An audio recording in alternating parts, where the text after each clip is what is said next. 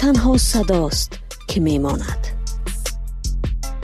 گنج شایگان. از گذشته ها، ناگفته ها و ناشنیده ها.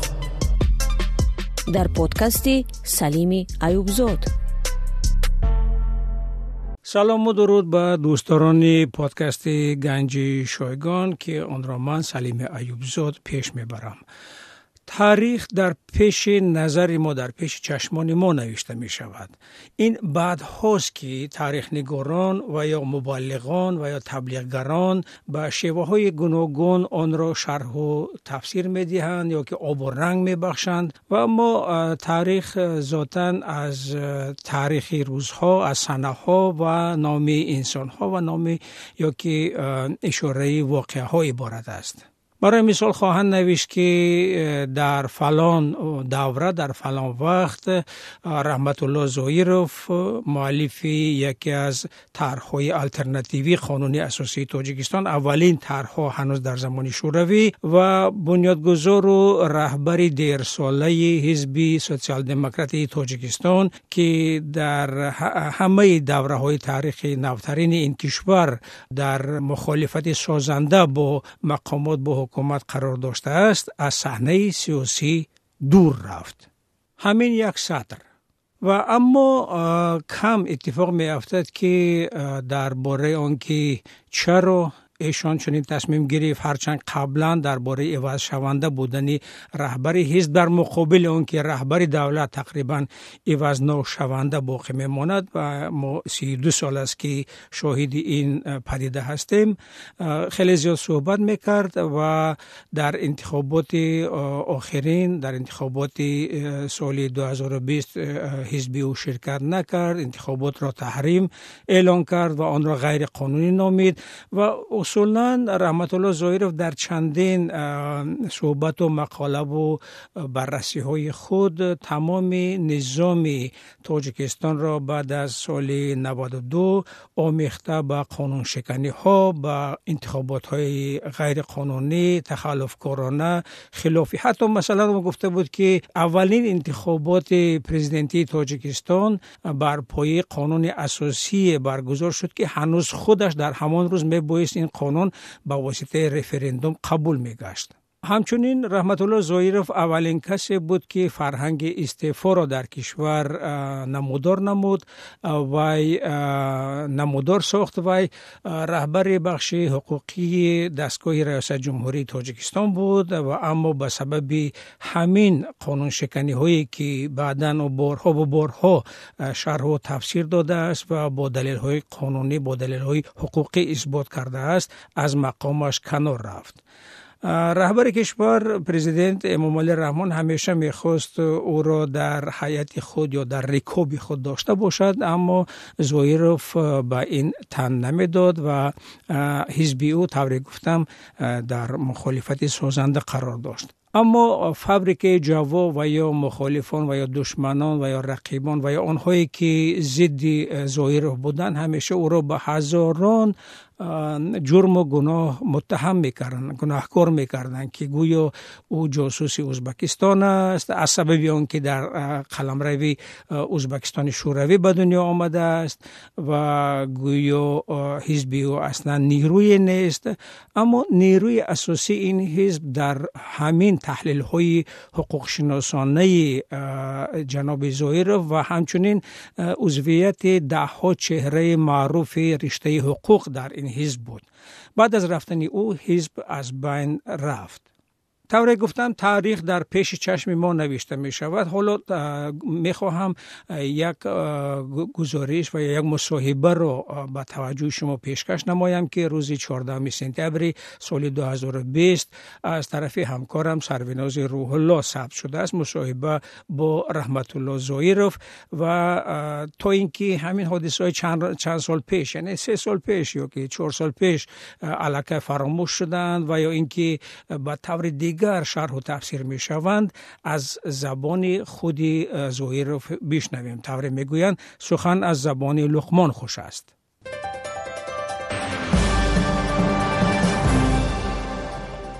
رحمت الله ظاهروف حقوقشناس کسبی و مؤسس نخستین ائتلاف یا کنسورسیوم حقوقشناسان تاجیکستان از آخر سالهای 1980 به عنوان حامی حقوق انسان از خود درک داده است.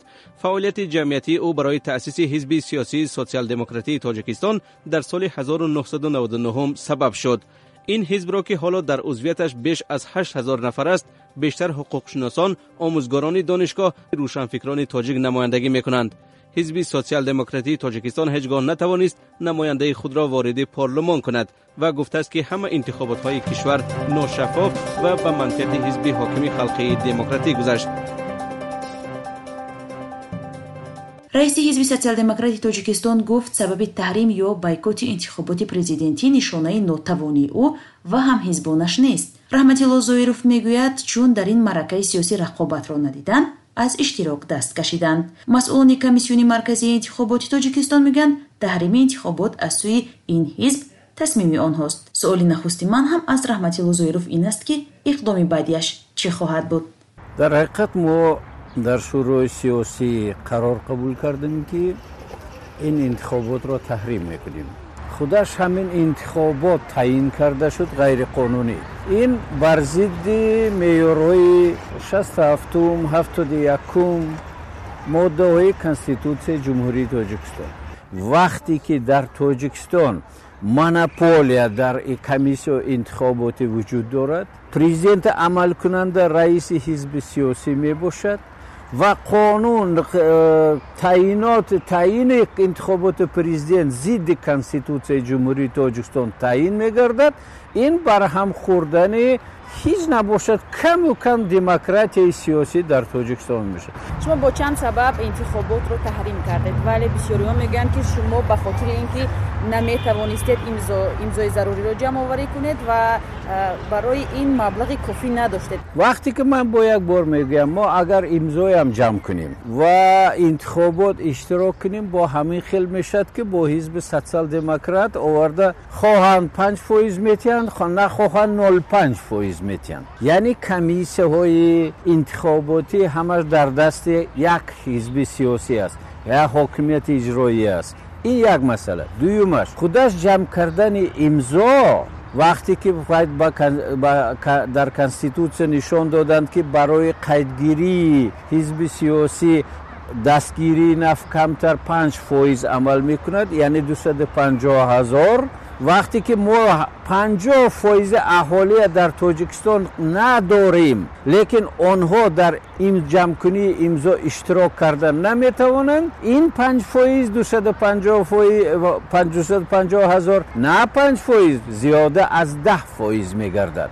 این یک طرف. و یک چیز را گفتنم در کار که وقتی که جمع‌کنی امضا، ترتیب دادن پروتکل ها، ترتیب دادن ورقه های امضا جمع‌کنی و غیره، این از حاکمیت اجرایی وابسته است. این خواهند نخواهند حزب سیاسی این گرفتیم که وابسته میشد از حاکمیت اجرایی پورا.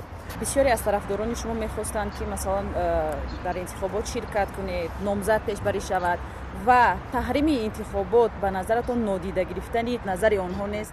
من فکر میکنم که نه. من برای فهمیدن عقیده اعضایان حزب سوسیال دموکرات تاجیکستان پیش از خلاصه، پیش از بررسی کردن این در شورای سیاسی با 2 ولایت و ناحیه‌های تابع جمهور شهر دوشنبه سفر کردم و بسیار به سازمان ها واخوردم، از جمله نه تنها ولایتی که زیاده 15 شهر و ناحیه ها در سازمان های ابتدایی حزب سوسیال دموکرات تاجیکستان واخوری کردیم و غیر از حزب سوسیال دموکرات تاجیکستان با دیگر آدم ها کتی هم واخوردیم. خلاصه همین خیل شد من در این باره نویسته هم بودم اشتراک کردن در این انتخابات یگان منطق ندارد. باید قید کنم که در شورای سیاسی ما همه طرفه بررسی کردیم. در شورای سیاسی ما هم طرفدارها بودند که اشتراک کنیم، طرفدارها بودند که باید بیایید تحریم نکنیم و با مردم مثال با اعضایان حزب سوسیال دموکرات اختیاراً اشتراک کردن یا زید آواز دادن دیگر. لیکن در یگانه خلاصه آمدیم که ما اگر رفته اشتراک کنیم اشتراک نکنیم آدم ها رفته زید آواز تیندم این آوازها به فایده مثال حاکمیت اجرایی به فایده حزب خلق دموکراتی برگردانده میشد. برای چی این نظارت کردن غیر امکان است. اگر حزب سیاسی فقط ناظرهاشه وقتی که کمیسیون انتخاباتی در کمیسیون انتخاباتی یگان اعضای کمیسیون انتخاباتی حزب سیاسی نیست خصوصا حزب سوسیال دموکراتی تاجیکستان ما ناظرهای اگر 10,000 هم پیشنهاد کنیم در قانون نوشته شده است که یگان ناظر دخالت کردن با فعالیت مثل کمیسیون انتخاباتی یا که در آوازدهی رفته نظارت کردن از بالاش این امکان نداره. بهتر نمیدونید که در انتخابات شرکت کنید برنامه‌ای و حزبتون را تبلیغ کنید؟ فکر میکنم که وقتی که همین مسئله ها در انتخابات پارلمان موجود بودن ما در حقیقت اشتراک کردیم. اون وقت پارلمان 2020 اونجا همه زید بودن بیایید تحریم میکنیم کتر. من استادگری کردم شخصا خودم که بیایید اشتراک میکنیم بیایید برنامه های مثل برای مردم میفهمونیم این چیز برای ما لازم است. من امیدوارم که همه اشتراکچیان ما از انتخابات 2020 پارلمانی نوابسته از نتیجهش راضی هستند. ما در حقیقت حزب را معرفی کرده توانستیم. این در انتخابات پرزیدنتی محدودگری زیاد میشه. این در انتخابات پرسته حتی اشتراک نمیشد. سناریوی معلوم است که کیها کدام نامزد تو اشتراک میکنن و ها تیار کردگی برآمد خود را میخونند و طرفداری میکنند با پرزیدنت عمل کننده امام علی رحمان. این انتخابات نه. این اگر عادی‌تر میگفته باشیم یک چیز فرمالی هست که انتخابات در حقیقت مثال در اساس رقابت را انکار میکند و رقابت به میان نمی آید. درباره تو چی حد پیروز شدن چند حزب دیگری که علاقه نامزد پیشبری کردن چی پیشگویی کردن میتوانید؟ یگان حزب یگان امضا جمع نمی کند. امضای همیشه اگر جمع کند حاکمیت اجرایی جمع میکند آن ورقهای امضا جمع کنید در بالاش هیچ نوشته نشده است امضاها جمع میشن و قسما تقسیم میکنند که من این امضاها برای این حزب من این امضاها برای این حزب. آواز دهی و نتیجه انتخابات هم خود همین طور میشد. وقتی که پرزیدنت عمل کننده یا کمیسیون یک جای با کمیسیون انتخاباتی با یک خلاصه آوردن نتیجه گیری کردن اشتراکچیانی که اشتراک کردن 50% زیاد عمل کردن آنها تقسیم میکنن من این فایزش برای پرزیدنت من این فایزش برای دیگر حزب‌های سیاسی. من فکر میکنم که با حزب اگراری و حزب اصلاحات اقتصادی در بالا میشوند و حزب دموکراتی و حزب سوسیالیستی در پایان میشوند. این علاقه معلوم است. شرکت نداشتن حزبی همکنون ممنوع نهضت اسلام در انتخابات سال 2020 چی تاثیر داشته میتواند؟ یکم با یک بار تاکید میکنم که در اساس جنایت 1 2 3 5 10 نفر حزب را محدود کردن یا حزب را برهم دادن یا که قرار سود عالی کرده و یا ممنوع اعلام کردن این خودش غیر قانون است. من طرفدار آن که همین آدم‌های گناهکار را انفرادی مرحمت هر یک جنایت و انفرادی البته جزا یافتنش دکر. لیکن این مسئله با شخص یوریدیکی با سازمان سیاسی دخل نداشتنش در کار. من در همین عقیده هستم که اگر که آدم ها گناهکار بودن آن را انفرادی جزا داده لیکن حزب عمل کردنش در کار بود. حزب نهضت اسلامی تاجیکستان یک حزب پرقوت بود. من کالیسیا با 2013 سال وارد شدنم از همین بود که با واسطه حزب نهضت اسلامی تاجیکستان ما عمومی بودن مثل این عمل را نشان میدادیم. با انتخابات سال 2013 برگردیم. اون وقت چرا به نظرتون نامزد یگانه مخالفین انتخاب نکردن شما را؟ اکنون این سبب‌های گوناگون دارند. من فکر میکنم که اینجا سبب‌های هم سوبژکتیو هم ابجکتیو وجود داشتند، لیکن مسئله در اون بود که مسئله اولین از اشتراک من در انتخابات ترسش به میان آمد. اپوزیسیون ترسیدند که اگر زویروف همچون نامزد یگانه اشتراک کند در تاجیکستان جنگ گراژدنی، من اگر همچون نامزد با این انتخابات معرکه اشتراک میکردم تا آخر میرفتم. مسئله همین خیل بود. من همه وقت یک مسئله رو میگذاشتم، بیایید کی نامزد میشد فرق ندارد، لیکن نامزد شدید باید معرکه انتخاباتی رو تا آخر بریم و مبارزه رو مثال که گرفتیم رقابت رو تا اون درجه برداریم که در حقیقت انتخابات حقیقی باشد. بعد از این شما از این کارزار سیاسی بیرون میشوید یا نقشه‌های دیگر هم دارید؟ درست‌ترش گویم که نقشه‌های دیگر دارم، لیکن مسئله در اون می باشد که حتی ما در شورای سیاسی و در انجمن تاجیکستان در انجمن حزب سوسیال دموکراسی مسئله با استعفا رفتن رئیس رو هم می‌بینیم. این چگونه رئیس حزب سوسیال دموکرات در رئیس حزب سوسیال دموکرات این قریب که هر سفر می‌بینیم این مسئله رو. من با یک بار میگویم که موضوع حل کننده این مثال اعضایان یا که مثال وکیلان انجمن حل میکند، لیکن درباره مثال از رئیسگری حزب رفتن و درباره مثال دیگر فعالیت عمل کردن از جمله فعالیت مثال پداگوژی گرفتیم که فقط علمی یا که من بسیار دوست دارم باغبانی و دهقانی رو اکنون نفقه هم نزدیک شده است، با نفقه میبریم با این فعالیت با این کارها فعالیت. برای من منصب از دهقانی یا که مثال از باغبانی بهتر نیست. اگر پرزیدنت فعلی امامعلی رحمون شما رو برای کدام یک وظیفه تعیین کند یا وظیفه پیشنهاد کند میروید یا نه؟ بسیار عجیب. اگر به من وظیفه در کار میشد من حزب سوسیال دموکرات تشکیل نمی کردم و همچون یک راهبر حزب اپوزیسیونی نمی شدم. برای من وظیفه لازم نیست.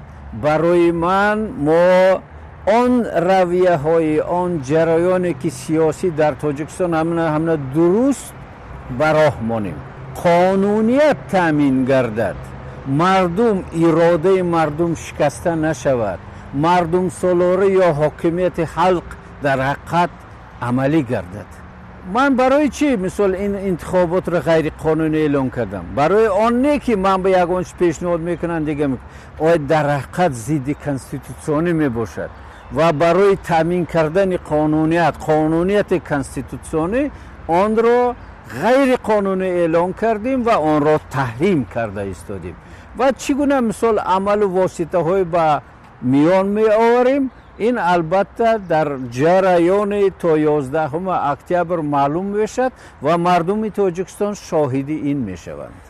تشکر زیاد برای یک صحبت. سلامت باشید. سلامت باشید. همین بود مصاحبه تاریخی رحمت الله زویروف، حقوقشناس معروفی تاجیک، بنیادگذار و رهبر دیرینه حزب سوسیال دموکراتی تاجیکستان که با رفتن او این حزب تقریبا از صحنه سیاسی دور شد و مؤلف نخستین قانون اساسی آلترناتیوی تاجیکستان در زمان شوروی با امید آن این قانون را تهیه کرده بود که پذیرفته می شود و یک تاجیکستان دیگری را برای مردم پیشکش میکند. همین چند روز پیش از همکارانم خواهش کردم که یک بار از جناب زویروف خبر گیرند.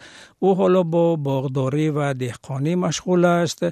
گفته شود که پیش از آن که از مقامش برکنار شود بارها هدف لطوکوب، هدف فشار و تهدیدها قرار گرفت و فکر میکنم که این چیزا بود، یعنی او را مجبور کردن که از ریاست این حزب کناره‌جویی کند و با این یگانه در همین دوره حزب مخالف دولت را از بین از صحنه دور نمایند. پادکست گنج شایگان بود. اگر پیشنهاد، فکر، ایراد، انتقاد، خواهش، درخواست دارید در زیر آن در صفحه آزادی ویدیو و یا اینستاگرام و یا فیسبوک و یا که سامانه رادیو آزادی بنویسید. تا ملاقات بعدی، خدا نگهدار. در راه هستید مهمانی یا در جای کار علاجه خواندن ندارید؟ امکان دیدن هم پادکست رادیوی آزادی را بشنوید. نقل گوشکی تنها برای شما در وقت دلخواه و جای دلخواه.